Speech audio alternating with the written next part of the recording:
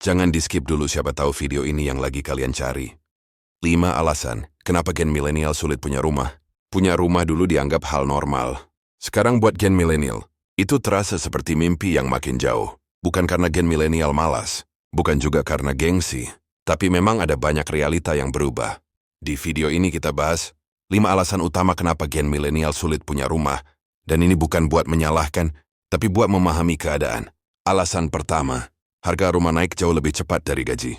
Ini fakta paling terasa. Harga rumah naik setiap tahun, tapi gaji naiknya pelan. Bahkan banyak gen milenial masih berjuang dari gaji ke gaji. Sementara DP rumah sudah seperti tembok tinggi yang susah dilewati. Kerja keras tetap perlu, tapi kerja keras saja tidak lagi cukup. Alasan kedua, biaya hidup makin mahal. Sewa, cicilan, biaya keluarga, pendidikan anak, transport.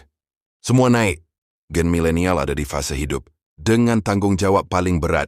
Harus mikirin hari ini dan masa depan sekaligus. Bukan tidak mau nabung, tapi seringkali tidak ada ruang untuk bernapas.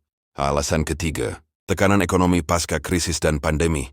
Gen milenial mengalami krisis demi krisis. Krisis global, pandemi, PHK, usaha tutup. Banyak yang karirnya tersendat, pendapatan tidak tumbuh, sementara harga aset tetap melaju. Akhirnya, mengejar rumah terasa seperti berlari di treadmill.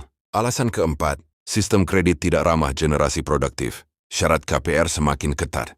DP besar, tenor panjang, bunga tinggi. Banyak gen milenial secara logika mampu mencicil, tapi tidak lolos secara administrasi.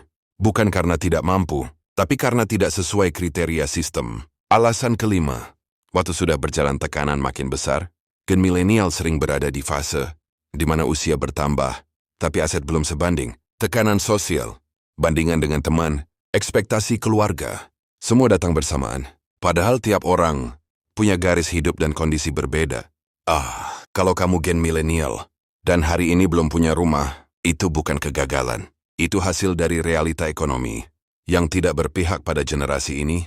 Yang penting, tetap sadar finansial, tidak menyalahkan diri sendiri, dan terus cari jalan yang paling masuk akal. Karena sukses tidak selalu diukur dari rumah sendiri, tapi dari kemampuan bertahan dan tetap waras di tengah tekanan. Kalau kamu ngerasa video ini bikin kamu mikir, jangan simpen sendiri. Share ke temanmu yang butuh disadarkan. Klik like dan tinggalkan komentar. Biar makin banyak orang yang mulai jalanin versi terbaik dirinya. Sampai ketemu di video berikutnya. Terima kasih.